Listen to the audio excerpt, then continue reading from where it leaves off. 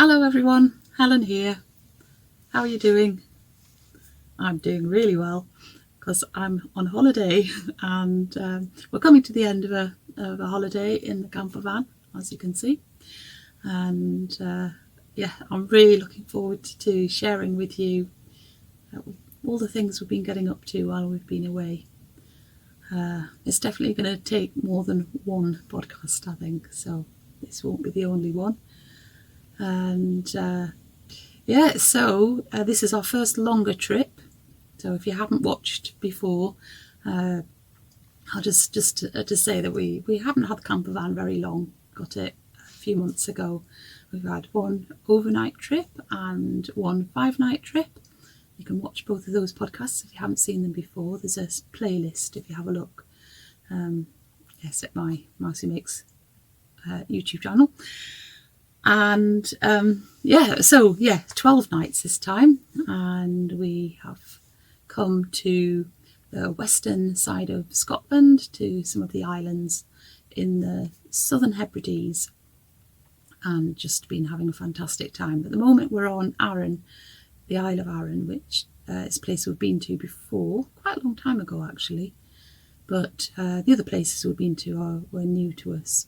And so we've been to the Isle of Bute and to the Kintyre Peninsula and to the Isle of Islay. Oh, and also to a tiny little island as well.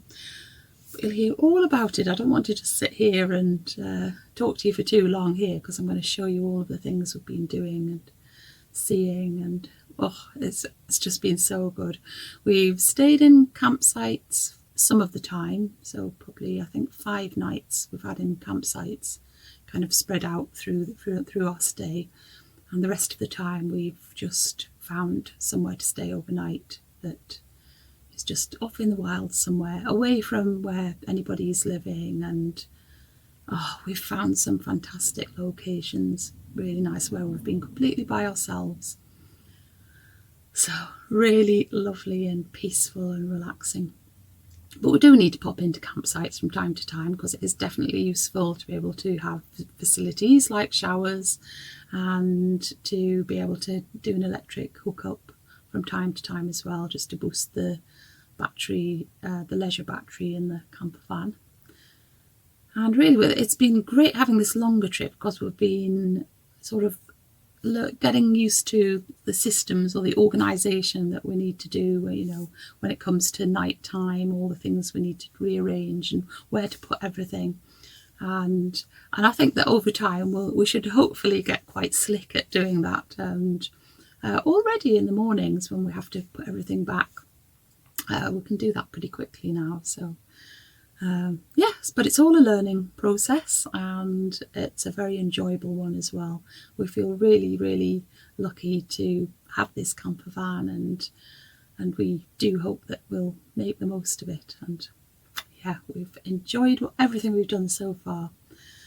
We've also been incredibly lucky with the weather, and yeah, because it's been sunny nearly all the time. We've had couple of days when it's rained in the afternoon and evening, and it's really, really rained. But apart from that, the rain that we've had has really been overnight. So we've had some pretty good weather, really. If not sunny, then at least dry. And another thing that's been a real bonus is that because we had a dry summer, the midgie population is quite low for once, and so we haven't really been bothered by absolutely masses and masses of midges. It wouldn't stop us coming, but it's just nice to be able to have the van door open in the evening and not be worried about you know, being joined by lots of little yes, you know, nuisances they are. But anyway, it's been brilliant, and I'm looking forward now to showing you everything that we've been doing. And I'll pop in at the end just to say goodbye. So I'm going to show you a map first of all, just to show you where we've travelled from and to. And we live in Durham, which hopefully you can see here. So we headed across country towards Carlisle, and then north up across the border into Scotland. And as we'd set out late afternoon, we decided to look for an overnight spot just north of Gretna, which is just a few miles into Scotland. We'd made use of some advice from a website called wildcamping.com, and it proved to be really useful for the rest of our holiday, in fact. And we had to find a road called Crooked Lane. It was very aptly named. And eventually we came to a lovely peaceful spot with a rough car park, and it was sheltered amongst the trees, nobody else around, and with, apart from some friendly looking cows nearby who seemed quite interested in what we were doing there. We'd already eaten at the Gretna service station, so we just made some cups of tea and we used the Kelly kettle to boil the water.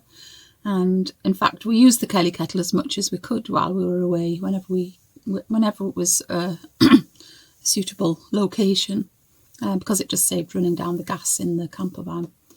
And then we settled down for the night. So we were up the next morning and it was dry and sunny, and we soon got on our way, heading for a ferry terminal called Wemyss Bay. I know it's a funny spelling, but it is pronounced Wemyss apparently.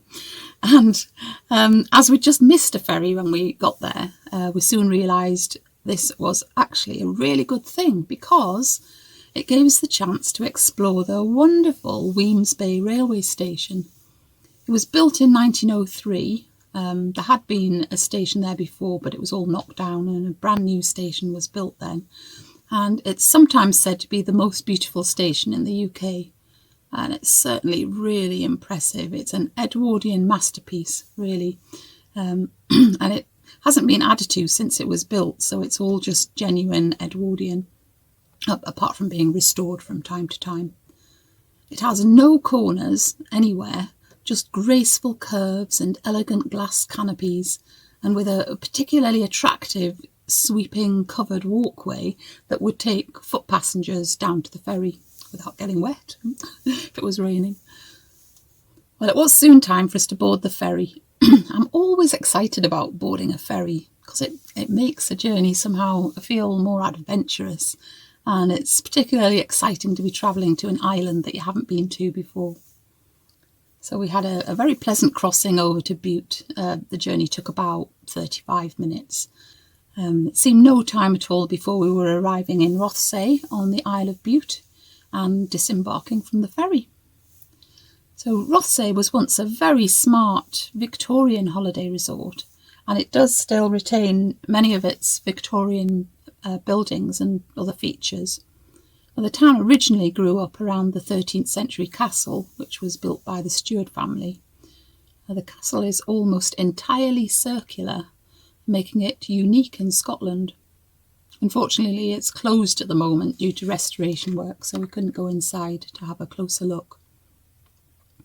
From the 19th century, Rothesay became a very popular holiday destination for people living on the mainland of Scotland, particularly with people living in Glasgow. And Rothesay and Bute continued to be popular into the 1930s and 40s. There's an interesting display in the little museum at the harbour, which was definitely worth a visit to learn more about the history of the town and its holiday industry. So once we'd parked the van, we needed some refreshments, so we called into a little cafe, lovely little cafe, for tea and cake.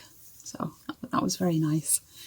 We had a little wander around the town after that. We wandered through the gardens with its cabbage palm trees. Apparently that's what they're called. Never heard of them before, but that's what they are. They can grow here because the climate is quite mild, and especially in this sheltered spot on the east coast of the island. It was soon time to go and look for our nighttime parking spot, so we headed for Kilchatton Bay, a little south of Rothesay. It was a lovely spot, just outside the village and right next to the sea. Pearl and Dean definitely approved as they decided they'd like to sit outside and watch the waves. We cooked some tea for ourselves, just a nice easy meal of burgers and Gujarati rice, and we'd bought them at the farm shop on the journey north. They were really nice. We then settled down for the night and we were lulled by the soothing sounds of the waves lapping on the shore.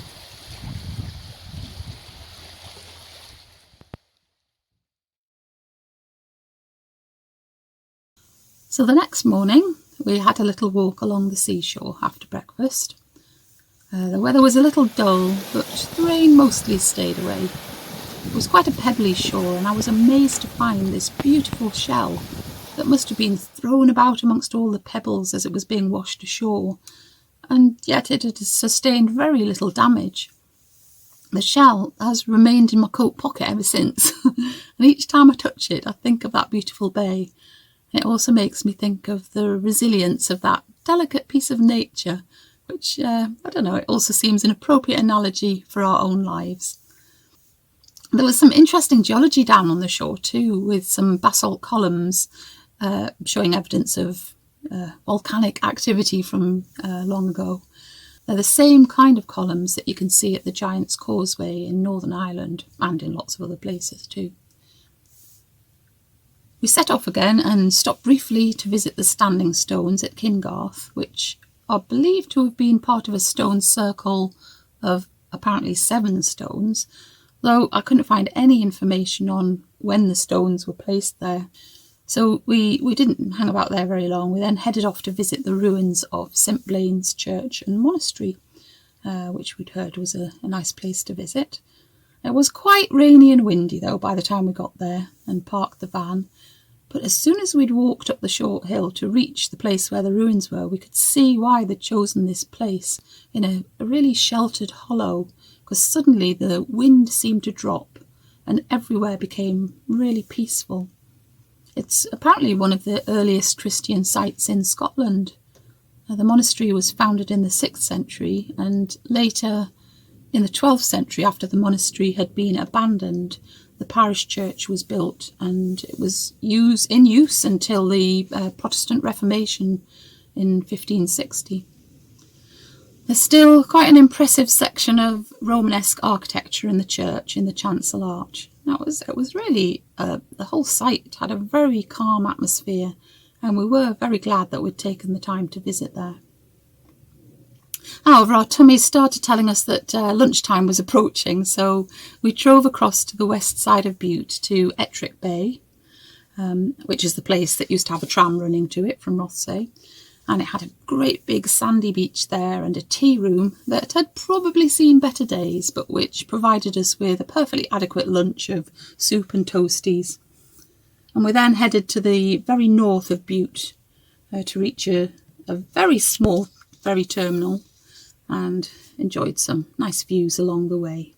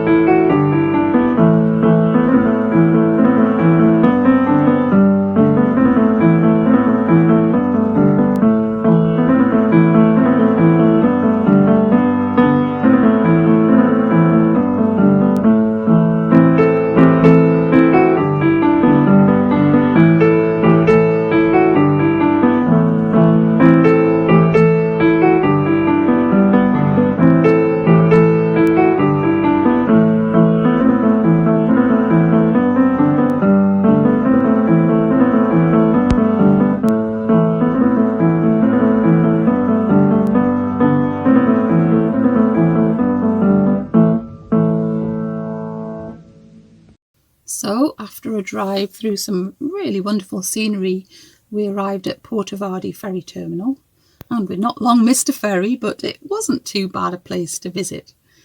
Pearl and Dean were very happy to have some time just to appreciate the lovely location, and they kept an eye out for us for the ferry arriving.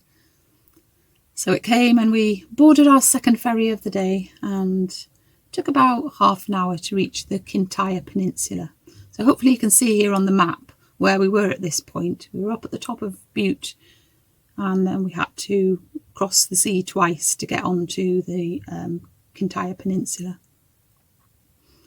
By this time the rain had really set in, and we drove south down the east side of the Kintyre coast, heading for the Carradale Bay campsite where we'd booked in for the night.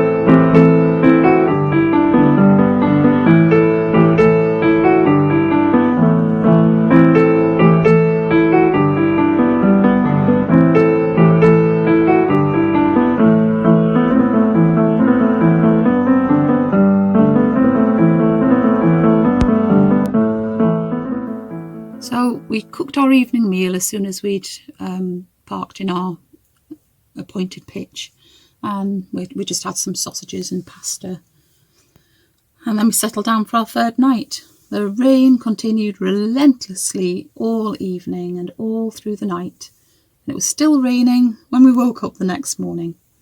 But then about 10 o'clock, all of a sudden the clouds just lifted and the sun came out, and we had sun and blue skies for the rest of the day. It was really, really lovely. The pitches on this campsite were very nicely positioned in little sheltered corners, and I took these photos of where we'd spent the night once the sun appeared. The campsite was just a very short walk from a beautiful beach. So when breakfast was over, we had a wander down to the seashore to appreciate the wonderful location and to celebrate the sun coming out. There was hardly anyone about, and it just felt that we were really far from the worries of the world. It was such a calming place to be. I was fascinated with some beach art that I came across. Someone, or some people or children, I don't know who, had spent a great deal of time and care creating what seemed like a kind of village made from all sorts of things gathered from the seashore. I wandered around it for ages, marvelling at how long it must have taken just to gather and carefully place all those razor shells. So it was really lovely. However, I was very excited to be getting on our way again, because there was a special reason why I had squeezed my guitar into the boot before we'd left home. When Phil and I first met at university, I had taken the very same guitar with me, and I remember singing and playing Mull of Kintyre. And then I taught Phil how to play the chords, or I tried to anyway. So when I knew that we were going to visit Kintyre, I felt a great urge to go and sing the song in the actual place that the lyrics describe. In fact, we were first of all heading for the location where Paul McCartney was filmed singing the song, a place called Saddle Beach, which isn't actually on the Mull or the tip of Kintyre. Well, I was so excited to go in search of the actual place where Paul McCartney sang, and I wasn't disappointed. It was quite a walk to get there, but well worth it, and the sunny weather definitely helped. So Phil videoed me singing the song, although because it was so windy, the soundtrack isn't good enough for you to hear me. Maybe that's a good thing, I don't know. But hopefully you can lip read and see that I'm singing Mull of Kintyre. And then Phil had a go too, and as I'd done over 40 years ago, I helped him with the chords, and it felt such a lovely moment in a gorgeous location. And as we wandered back up the beach, we could almost hear the pipe band that had also appeared in the original video for Mull of Kintyre. And that afternoon is definitely one of the highlights of our whole trip. Although if you come back and join me for my next podcast, you'll see that we also went to the actual Mull of Kintyre, and obviously I had to sing the song again there as well. Anyway, we returned to where we parked the van, but before setting off again, we thought we'd go and take a look at Saddle Abbey. There's really not much left of the actual abbey, which was established there in the early 12th century by Cistercian monks. But the abbey is best known for its collection of large carved stones of figures. It's thought that the abbey was actually a centre of learning for stonemasons, and I was certainly impressed with how well preserved the stones were. So we continued driving south, and we soon came to a really charming little town called Campbeltown.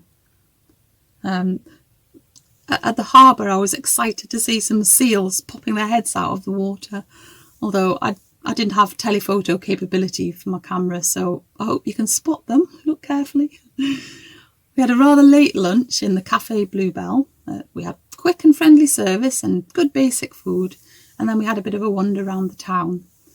We soon came across a very peaceful haven, the Linda McCartney Memorial Garden. The McCartney family owned a farm. I think they still do own it, and Paul McCartney still does own it, not far from the town, and friends of Linda felt that it was a fitting place to build a memorial after she'd died. And Paul was happy to commission a statue of Linda to be the centrepiece of the garden. And it was very pleasant to spend a bit of time there. We were also very taken by the Campbeltown cinema, or the Picture House as it's still known. It was built in 1913. It was designed by an architect called Albert Gardner, who was an architecture student at the Glasgow School of Art, and you can definitely see the Art Nouveau influences in the design. The inside of the cinema is fitted out in something called the atmospheric style, which tries to give the feeling of you being outdoors even though you're indoors. And the Campbeltown Picture House is actually the oldest cinema in Scotland that's still functioning as a cinema. So we headed out of town and we paused to say hello to some friendly, iconically Scottish Highland cows, although the baby didn't seem too interested in saying hello to me, and the mum was a bit too busy munching to really take much notice, but never mind. It was nice to go and see them, stand beside them. And after a rather exciting drive along a narrow, bumpy road, we reached the southern coast of Kintyre, and we found a place by the sea to park for the night. So we watched the sun disappear over the headland, and we strolled a little way along the coast before settling ourselves into the van for the night, which actually proved to be a very stormy night, although by the morning the storm had blown over. So that was the end of our 4th day, and I'm going to return with part 2 of our trip next time.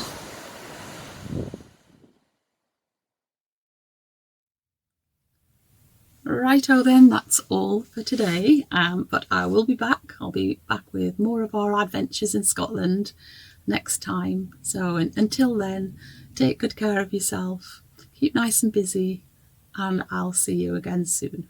Okay then, bye.